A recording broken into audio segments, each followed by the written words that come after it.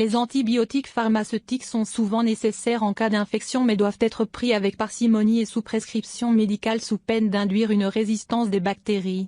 Ils peuvent ainsi être remplacés par des remèdes naturels qui font office d'antibiotiques et d'antibactériens avec en sus moins d'effets indésirables. Voici donc les meilleurs antibiotiques que vous devez absolument avoir sous la main pour traiter les maux du quotidien comme relayés par Femme Actuelle. Selon le docteur Jean-Claude Laprat, les plantes médicinales n'ont pas une action directe sur les germes qui causent la maladie comme l'antibiotique classique.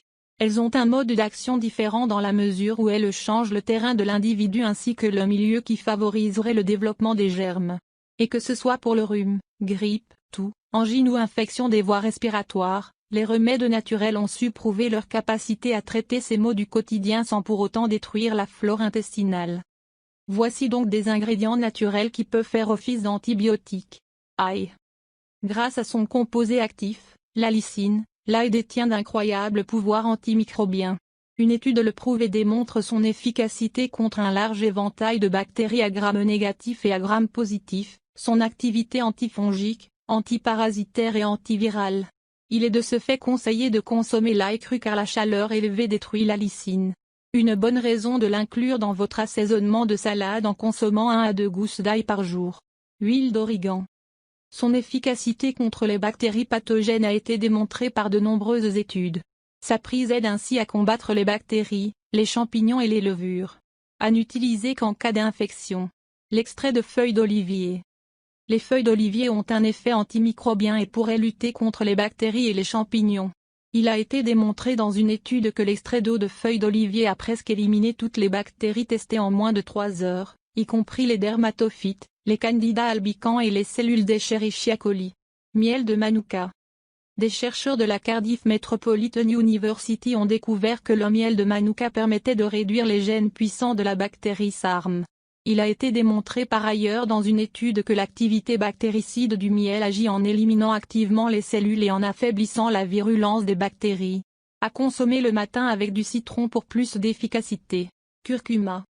Appartenant à la famille des Ingiberaceae, le curcuma est couramment utilisé dans la cuisine asiatique.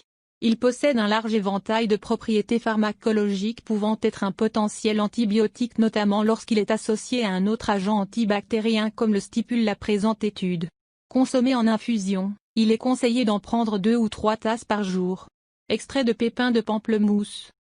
Il a été révélé suite à une étude que l'extrait de pépins de pamplemousse aurait des propriétés antimicrobiennes contre des organismes Gram négatifs et Gram positifs en perturbant la membrane bactérienne. Il est préférable de privilégier les préparations en gouttes plutôt qu'en gélules. L'échinacée.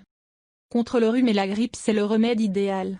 Il permettrait de diminuer les symptômes et de raccourcir leur durée, tout en boostant le système immunitaire. Son principe actif, l'échinacoside, agit comme un antimicrobien.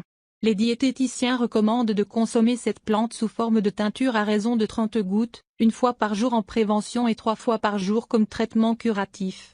La canneberge. Originaire d'Amérique du Nord, la canneberge appelée aussi cranberry doit sa réputation à l'un de ses composants, la proanthocyanidine.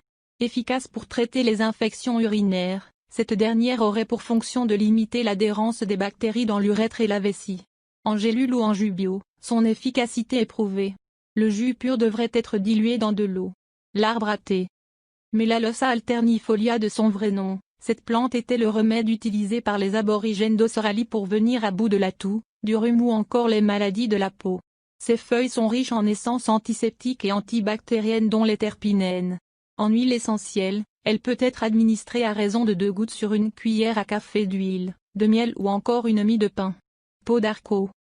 Contre les maladies hivernales, le lapacho ou peau d'arco pourrait soulager plusieurs infections et combattre virus, bactéries et champignons et serait particulièrement efficace en cas d'infection du nez, des oreilles ou de la gorge. Pour le préparer, il suffit de faire bouillir une cuillère à soupe de lapacho dans 25 centilitres d'eau pendant 2 minutes puis de laisser infuser 10 minutes. Les nutritionnistes conseillent de consommer 1 tasse par jour pour prévenir les infections et 3 tasses en cas de maladie. Chaga. Inonotu obliqu connu également sous le nom de chaga, est un champignon utilisé en médecine traditionnelle pour traiter divers problèmes de santé et pourrait selon une étude être une protection anti-infectieuse. Le chaga peut être consommé en cure de 2 semaines pour booster le système immunitaire et prévenir les infections. Mise en garde. L'ail est proscrit pour les personnes souffrant de maladies du sang ou qui prennent des anticoagulants. Le curcuma est déconseillé en cas d'obstruction des voies biliaires. Le miel est déconseillé aux enfants de moins d'1 an au risque de provoquer le botulisme infantile.